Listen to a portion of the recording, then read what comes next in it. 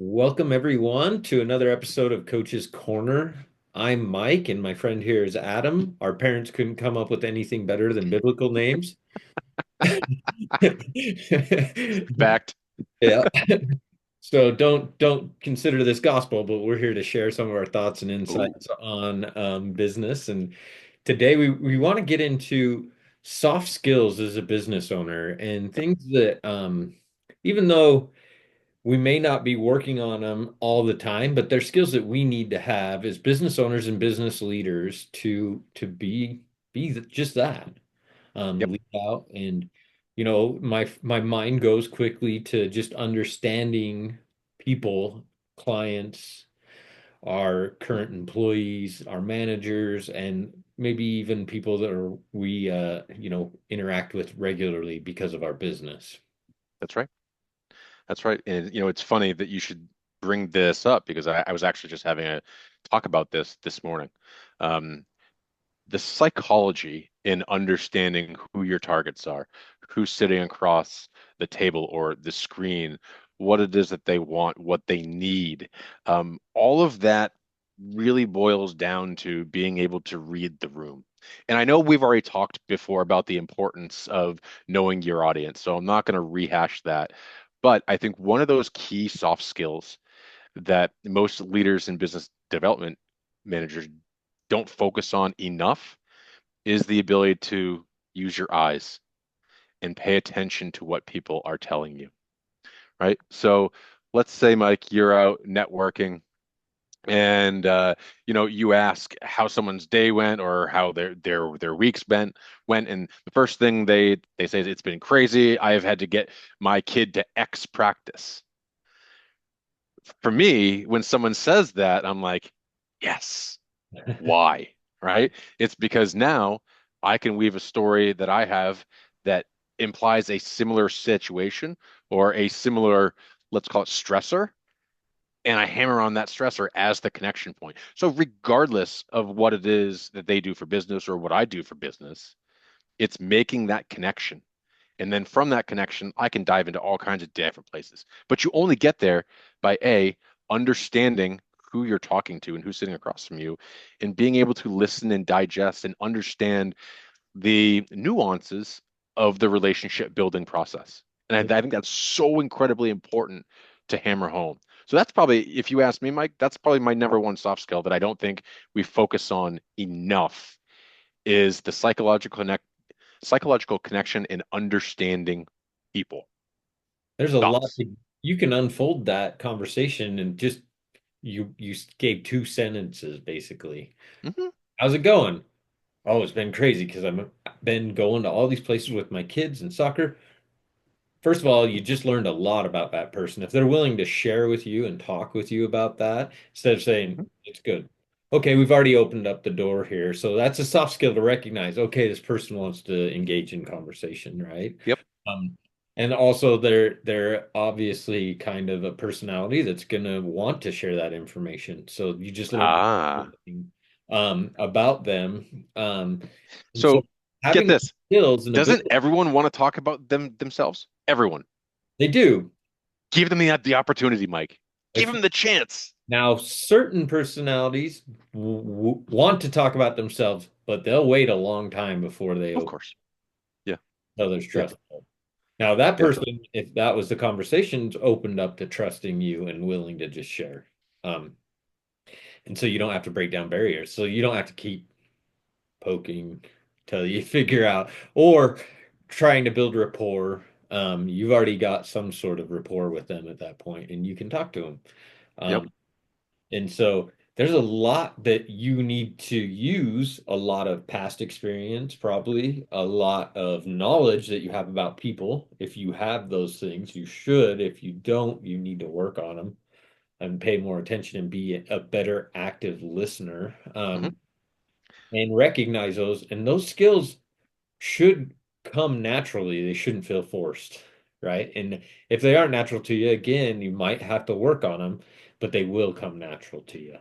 One of those things that I always like to say is when you're listening to someone's response, be thinking and formulating a follow-up question that is specific to what they are saying.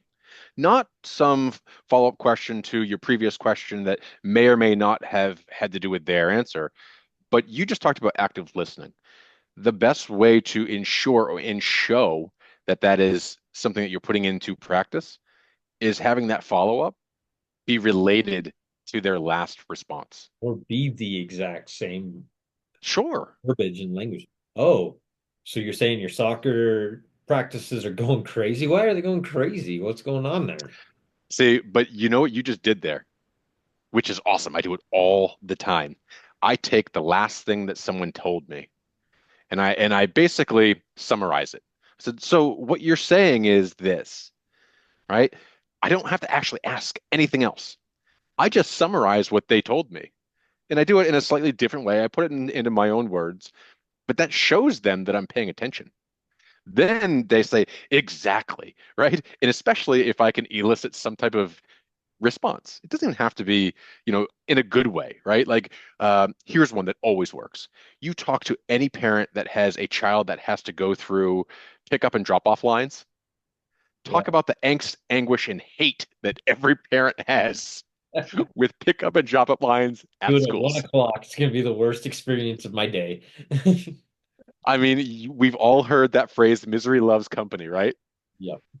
Everyone can commiserate about the pick up and drop off for school. What's a soft skill right there that we can apply? We can validate people. We can say, oh, I know how Validation, you're that's feeling. a great one, I right? know how you're feeling. What you're saying is that pickup line sucks, and I know exactly what you're talking about. So basically, what you're Get to saying feel is that way. you're pulling yourself out and you're empathizing with the situation and sharing or reciprocating something that validates someone's feelings. Think about that. Everyone wants validation. Not everyone was always the cool kid in school that got the attention, that got, the focus. So when I say we're all narcissistic, it's true. We all want to be wanted. We all want to be validated. We all want to be heard. If you're trying to start a relationship with someone, let them talk and please, please, please listen to them. So as a leader,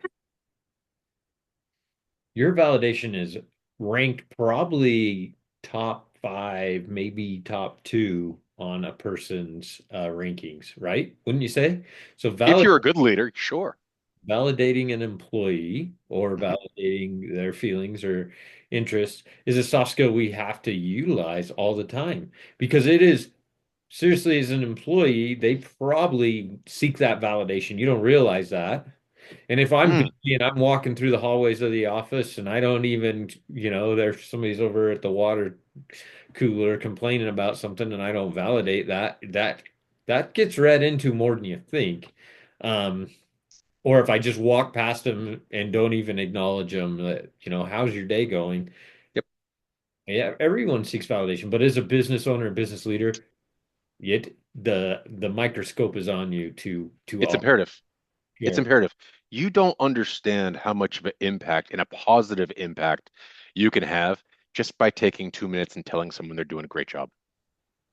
I'm working with this group of individuals who had struggled with their internal communication, right? And so both sides felt like they were underappreciated. And, for all the things that I do, I'm a great boss here. And then the flip side is, I'm a great employee. I do everything that's being asked. It'd be really nice if it was acknowledged. They both felt the same exact way. So here I am in the middle of this going, guys, what if you actually just opened up and told each other how you felt? Or you sat down and said, I really enjoyed the way that this was handled. But on the flip side, when you do X, it doesn't work all that well for me. Is this something we can discuss? And at first, it was like, Adam, this is stupid. I don't want to do this. I don't like it. It's making me feel uncomfortable. Now it's like they constantly are sharing. I'm really happy with this output. You're doing one heck of a job. Their relationship has just like gotten so much better. Why? Appreciation, recognition, understanding, putting yourself in someone else's shoes. I think that's kind of that next point I want to make. Yep. It's not just validation of somebody. It's understanding the pains, the pressures, the strife, the anguish, the Fear. fear that these people may be having They're in their aspiring lives. what they want to become, their Ooh. aspiration, understanding them. Oh, you mean as a good leader, you have to actually know someone's growth plan so that you can set themselves up for success, give them Right. projects that are aligned with that, force them to go take educational courses in order to skill up or reskill in areas that you know are necessary for them to reach those goals. Whoa! You might go and discuss with them what their aspirations should be if they Hmm. don't have them in their mind at your company. If they're working for you and they don't have an aspiration, better start talking to them about it. Yeah, that's probably a red flag right there, though, right? I mean, listen, and I know there are all kinds of different workers in this world. Some are just go-getters and constantly want to grow and never feel adequate with any level of success that they've gotten. You got some that just kind of want to get to a certain point and just level out. Here's the beauty of it. Like, you need all of those people. Yeah. And it's up to you to figure out, once again, soft skill, be able to understand how many of each of those types of people you need to continuously move the needle forward, Mhm. right? So that's huge in the whole team building space. And yes, for those listening and watching, I know we're all over the map today, but soft skills are also all over the map. So this is just kind of fun, right? And if anything else, Mike, this should be a great refresher for people to really focus on how they're viewing, operating, appreciating, thinking, talking, acting, um, because we're always under a microscope whether you're the boss, whether you're the lowest person on the org chart, it doesn't matter. We're all being evaluated by ourselves, Yeah. and we have to be thinking about how others are viewing us, we're viewing others, and what we have to be doing to get better. Simple. You just kind of hit on something that's so important. It's like all this positive stuff we're talking about that you can do. Think about how far that moves it. And Yeah. there's a lot of movement in there. Hmm. You have a bad day and you go in there and you behave and you work and act super negative, that is going to wipe out any goodwill or Hmm. anything done. And just self-awareness is what I'm getting at here, is being aware how you how you are portraying yourself, how others are perceiving you, and make sure it's always trying to, not trying, it's always building and being positive. Because if Hmm. we're not aware and we just go in and we act how we're going to act and send emails that hurt people or Or text that are tone deaf. Oh, I love those. conversations, and you better believe in a meeting when there's 12 people, you have to know how each person, and I know this is hard to calculate because there are 12 people in a meeting, you need to understand their perception of how things are going. Um, and you need to be attentive to that. Okay. So I would equate that to, you know how there are some people that feel the need to always talk.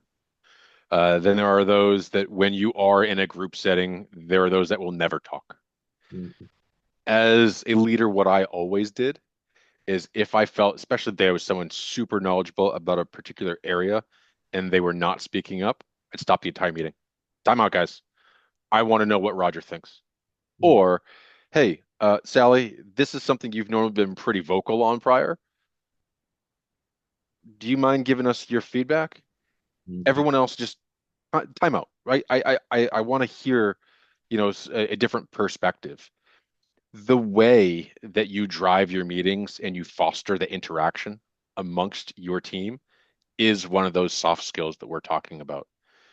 First, it starts with being able to read and seeing you have so and so monopolizing a conversation. That could very well be me.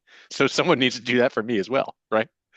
But secondly, it's okay, well, what is the focus of the conversation? What's the value I'm trying to get through having this conversation? Who are the players that typically have opinions, or more importantly, Mike, should have an opinion? And how do we get more people as part of the discussion? If you've got 12 people and only two people are talking, it's probably something that should not be had in that particular meeting. right? That's a skill. It's a back end business skill that we don't talk about. Why is that? I think and maybe this is just based on my experience, but we think that they're leaders because they already have that skill, and so they're put in that place. Okay. And so it's an assumed skill that somebody can have. So let me ask you this. We haven't been put in that situation enough to recognize it. Let's say that that assumption's true, right? And you and I have both been leaders for many years. So yeah, you would assume that you and I have those given skills. Like if you don't use those skills for several months, or you've taken a different job role that didn't have the same impact on the utilization of those, what happens to them? Atrophy, just like a Sure, muscle. sure, It's gonna get exactly. smaller and weaker. I actually go through this now because I do a lot of one-to-one, right? And group settings are way different for me to manage through than I used to be very natural. I'd pop into a meeting, no preparation, and be able to Yep. get through it. Shoot from the hip. It was perfectly fine. You were Yeah. good at it, right? Now it's like, okay, I've got to think about who's going to be in the meeting, what the audience is, how to deliver it, how to engage people. Well, I that's think, just called preparation. yeah, well, that's a skill, right? Well, heck yeah, it is. Heck yeah, it is. Um, When you said atrophy, the first thing that comes to my mind is use it or lose it. And let's dive on that a little bit more. So, any leader, right? You, me, Steve Jobs, bless him, anyone else who has run extremely successful businesses, not to say that we're him, but it just popped into my mind. We have to continuously refresh those skills. We have to continuously have discussions like this with people like you and I that forces us to reflect. And so I guess that's kind of where I want to go here. The ability to reflect on your own actions, how you're handling specific situations, how you wish you would have handled it differently, and the potential impact, putting yourself forward and saying, if I had handled this a different way, would I have gotten a different outcome? Would that outcome served me, my organization, and the purpose better? That reflection is A, a skill, but B, something we all have to work on because use it or lose it. Every single person has the moral responsibility to everyone else that we work with to try to get better and be a better version of ourselves every day. Do we not we have to. And if we have aren't to? doing that and we're just going through and we're just going to have a pile of wreckage behind us. Yeah. We're not going to think about anything that we've done collaterally or anything, good or bad. Could have been Mhm. good. And we don't even think back on that and reutilize the good to keep being better. Not saying we need to just look at our faults and the wrongs we've done. We should look at the things that went well and the things that we did good in those meetings Absolutely. we want to do more of. What's Um, interesting about this whole conversation is it doesn't matter whether we're talking about helping people correct things with their sales, their marketing, their revenue, their lead generation. What do we keep defaulting back to? I mean, it's the focus of this episode, but let's just really hammer this point home. It's the soft skills, it's the intangibles, it's the awareness, it's the clarity, it's knowing yourself. If you don't know yourself and the impact that you have on others, how can you ever inspire people to be better versions of themselves? You can't, nope. right? When we talk about the importance of hiring for attitude over skill and knowledge, right? A lot of people are like, well, yeah, because you can't teach attitude, right? That's the same thing that we're talking about here. Everything circles back to you, your comfortability in your own skin, in the decisions, in, excuse me, ways that you're handling complex problems. It starts with you being honest with yourself. And when you finally get to that point and you feel good about the decisions that you're making, you feel good about the way you're representing yourself, you feel good about the positions you're putting your people in to succeed, everyone starts to succeed because they feed off that. You're creating an environment that's breeding success. Yeah. Think about that. You're creating your own environment that is going to allow people to be successful. Do you know how powerful that is, Mike? I have witnessed it in its greatest strength, and it is very powerful. It I will, was asking, it sorry, can shoot. make it can make a business go from a slow growth to 20, 30, 40% growth in a short period of time. It can make employees stay for long periods of time, plan to stay for working there indefinitely. It Yep. can, that all of that is that weird thing we're all trying to accomplish that seems unattainable by some companies, but really if we stop, take inventory of what we want to project, who we are, we're self-aware, and we understand how we want to create that environment and do it, and hopefully it becomes an unconscious competency, something is Ooh, I happening, like that. something that's just happening. I know it takes a little bit of conscious competency at first, but it Initially.